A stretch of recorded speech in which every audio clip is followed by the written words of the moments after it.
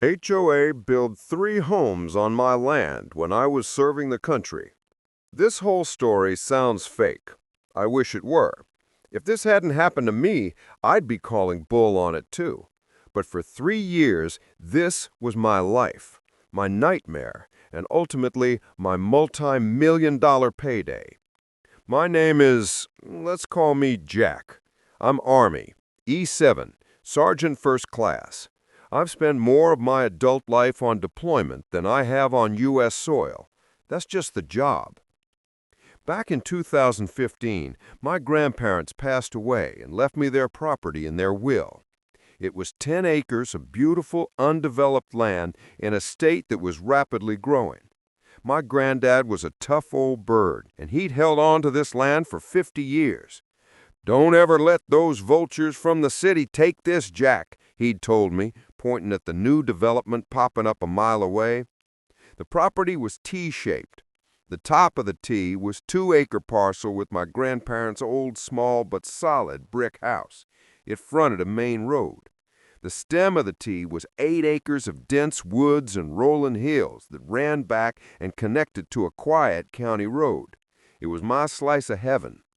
My plan was to retire there, build a log cabin on the hill in the back, and live quietly. In 2017, I got my orders for a 24-month deployment. It was a big one. No regular internet, spotty mail, a quote, go dark, unquote kind of assignment. I did my due diligence. I hired a property management company run by a local guy, Mr. Henderson. The instructions were crystal clear.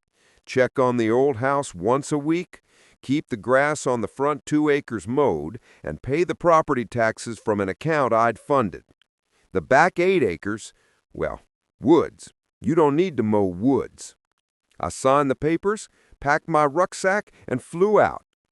For 2 years, I was in hell. Long, stressful months of 18-hour days. The only thing that kept me sane was the picture in my head of that 10-acre slice of home. I flew back into the States in 2019. After demobilizing, I got in my truck, which had been in storage, and started the 4-hour drive to my property. I was so excited I could barely sit still. I was dreaming of a cold beer on the old porch, of walking the woods, of finally being home. I decided to skip the main road and go to the back entrance. I turned onto the quiet county road that led to the back of my property. I was planning to use the old hidden service road to drive through the woods.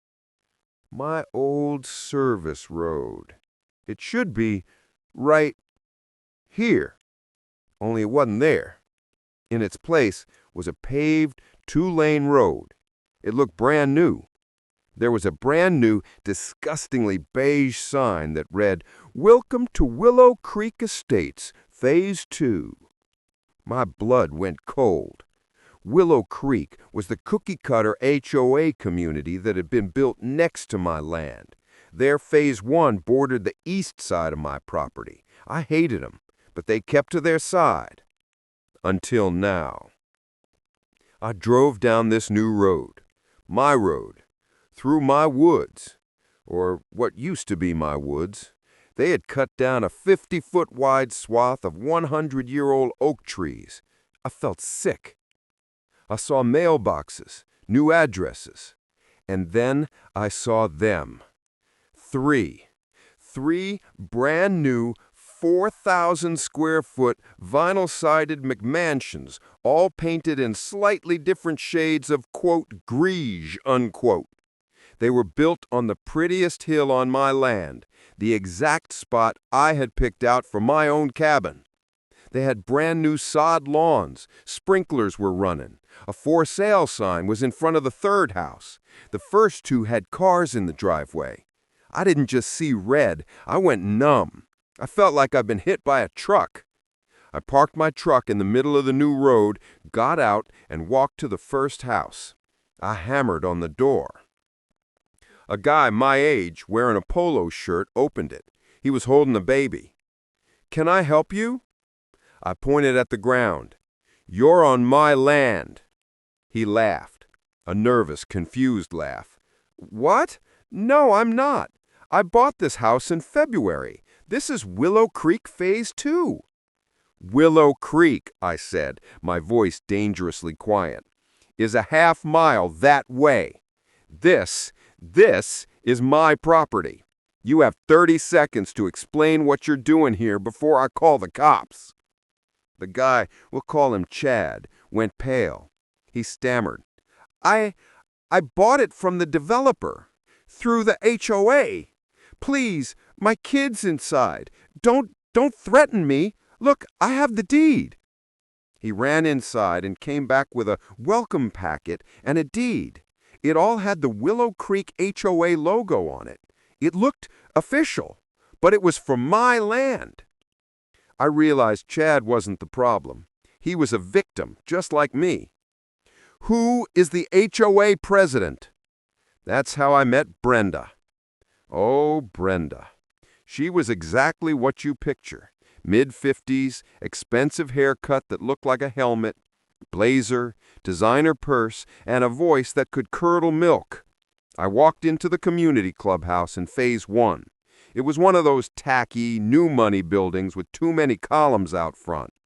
I walked in, still in my combat boots and my travel-rumpled uniform. I was tired, jet-lagged, and running on pure, uncut rage. I'm not proud of it, but I didn't knock. I slammed the door open. Brenda was in a meeting with 2 other board members. "Who are you?" she snapped, standing up. "This is a private meeting for members." "I'm Jack. You built 3 homes on my land." She didn't even blink. She smiled. It was the most terrifying shark-like smile I've ever seen. "Oh, you're the soldier. We were wondering when you'd show up." My brain blue-screened. You knew?" "We knew the property was abandoned. It was a blight, overgrown, full of snakes. It was dragging our property values down. We have a duty to uphold values. We did what was best for the community." "You stole my land. That's not what's best. That's a felony." "Now you listen here," she said, pointing a manicured finger at me. "We filed for an annexation due to abandonment. We sent you certified letters. You never responded." "I was in a combat zone. I can't get certified mail." "That's not my problem," she said, her voice dripping with condescension. "You should have made arrangements. As far as we're concerned, that land was forfeit. We annexed it, paid the back taxes you owed." "I didn't owe back taxes. A company was paying them." "Well, they didn't pay the new HOA assessment fees for your blighted property, so we put a lien on it, and then we foreclosed. It was all perfectly legal. Now, the developer has built 3 beautiful homes, and our community is thriving. You should be thanking us." I was going to jail. I was 100% going to strangle this woman. I took a deep breath, picturing my drill sergeant. "Brenda, you foreclosed on a lien that you created on a property you don't own for fees I'm not obligated to pay while I was on active duty deployment? Is that what you're telling me?" "It's done," she said, dismissing me with a wave. "If you have a problem, you can talk to our lawyer. In fact, you're trespassing on HOA property right now. Please get out. Your uniform is upsetting the residents." I turned and walked out. I got in my truck, drove to the county courthouse, and sat there until my hands stopped shaking. Then I hired the best lawyer in the state. Let's call him the Shark, unquote. His office was quiet, professional, and had a library that smelled of old books and leather. When I told him the story, he didn't get angry.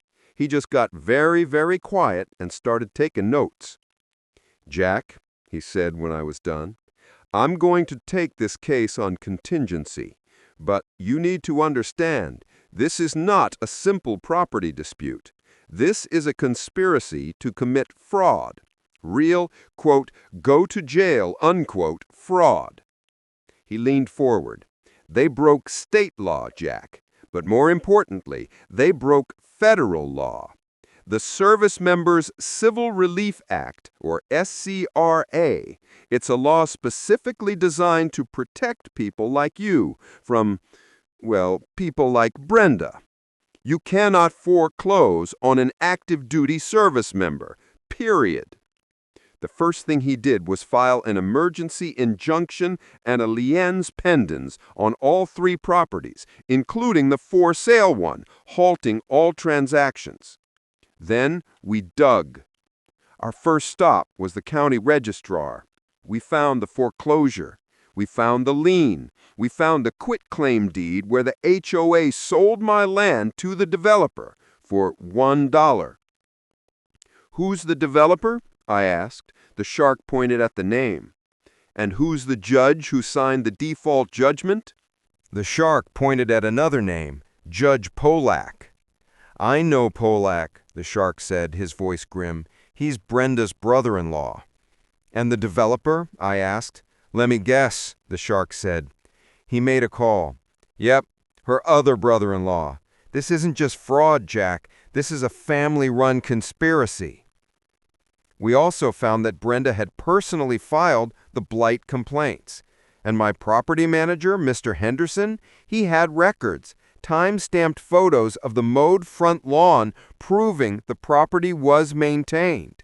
He had even called the HOA once to ask why their trucks were on my service road, and Brenda told him I had sold the land and to mind his own business.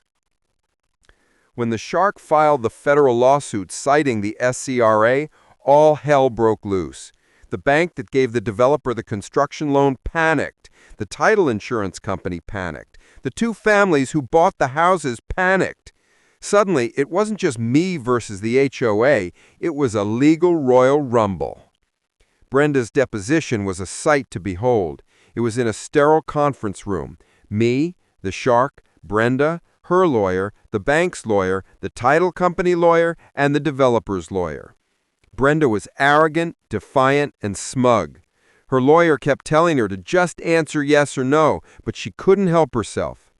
Lawyer: Mrs. Brenda, were you aware Mr. Jack was on active duty military deployment? We were aware he was gone. It's not my job to be his travel agent. So you knew he was an active duty service member? I knew he was in the Army. He had a bumper sticker. Big deal? You sent certified letters. Where were they sent? To the property's address, of course. Where else would we send them? To an empty house, which you knew was empty. That's not my problem. And you were aware of the SCRA? The what? The Service Members Civil Relief Act, a federal law. I am the president of a homeowners association, not a congressman. We follow the community bylaws. He was in violation. In violation of what? His trees were too, quote, tree-like, unquote. It was an eyesore. It was unkempt. We have a standard to maintain. We did him a favor. That land is worth 10 times what it was. The shark then pulled out the statute. Are you familiar with Title 50 U.S. Code, Section 39, which states that a default judgment is invalid against a service member if entered during their period of service, a law that has been on the books in one form or another since the Civil War? Brenda's lawyer put his head in his hands. The shark cut his eyes to the bank's lawyer, who was suddenly very busy writing a note. The case was a slam dunk. The judge voided the foreclosure, the sale, everything. His ruling was scathing. He called it a predatory and illegal seizure of property and an embarrassment to the county. The 8-acre parcel and the 3 $800,000 houses sitting on it reverted to me, free and clear. I now owned 3 McMansions. The courtroom exploded. The developer went white. The bank's lawyer looked like he was going to be sick. The 2 families who had bought the houses were in tears. Brenda was screaming. This is an outrage. You can't do this. We improved that land. He doesn't deserve them. We built this community. He owes us. He stole those houses. The judge banged his gavel. "Ma'am, you are the one who perpetrated a massive criminal fraud against a man serving his country. You built nothing. You stole. The only reason I'm not recommending the DA file criminal charges is because of the civil penalties I'm about to award. Be quiet." She shut up. So I owned the houses, but the families, Chad and the other one, were still in them. They were good people. They'd sunk their life savings into these homes. I wasn't going to be Brenda. I wasn't going to evict them. So we had another meeting, this time with the families, the bank, the now bankrupt developer, and the title insurance company, who were on the hook for guaranteeing the titles were clean, which they weren't. And, of course, the HOA. Their lawyers looked like they hadn't slept in a week. The shark laid it out. "My client," he said, "is the sole legal owner of these structures. He holds all the cards. He is entitled to do with them as he wishes. He could bulldoze them. He could rent them. He could evict the current occupants." The families flinched. "But," the shark continued, "he is a reasonable man. He is willing to sell the properties to the current occupants at their full current market value." The families looked sick. They couldn't afford to buy their houses twice. "And," the shark said, "my client shouldn't have to pay for this. So here's what's going to happen. The title insurance company is going to pay my client the full market value of all 3 homes. Let's call it $2.4 million. In exchange, my client will find the deeds over to the homeowners, making their titles clean."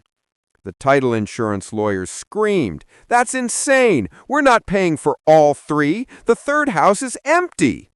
"You are," the shark said calmly, "because if you don't, we'll just file the writs of ejectment, take possession of all 3 houses, and you will be on the hook for your clients, the homeowners, entire losses, plus their legal fees, plus their mortgages, plus their emotional distress.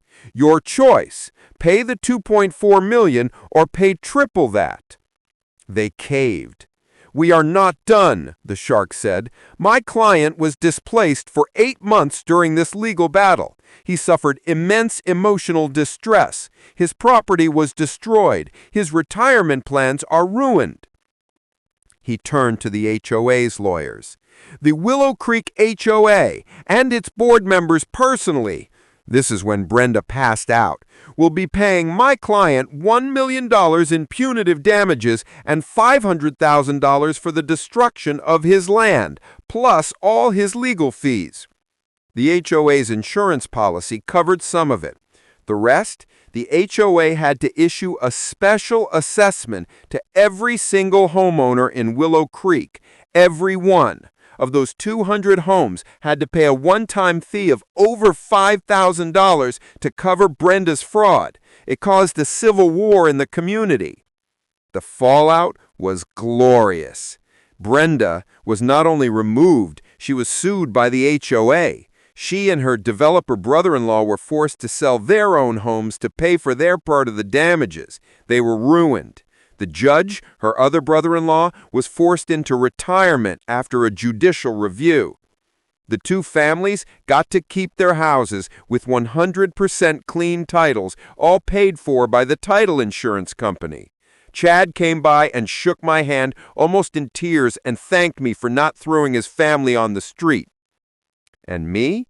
I got a check for $3.9 million plus legal fees. I sold the third for sale house, which the title company also paid me for, and made another $850,000. I paid off the old brick house on the front 2 acres, and I kept it as a rental. Then I took my millions, and I bought 200 acres on a lake on the other side of the state, far, far away from any HOA. I built my log cabin. It's 3,000 square feet. It's got a 4-car garage, a boat dock for my 22-foot bass boat, and a fiber optic internet line fast enough to stream 4 movies at once. I still drive by the old place sometimes. The spite in it is mostly faded, but I can't help but smile when I see the Willow Creek sign. They have a new rule in their bylaws. It's item 14.8. No board member may under any circumstances attempt to annex, lien, or otherwise molest an adjacent property, especially if the owner is protecting this country. I call that the, quote, Jack, unquote, rule.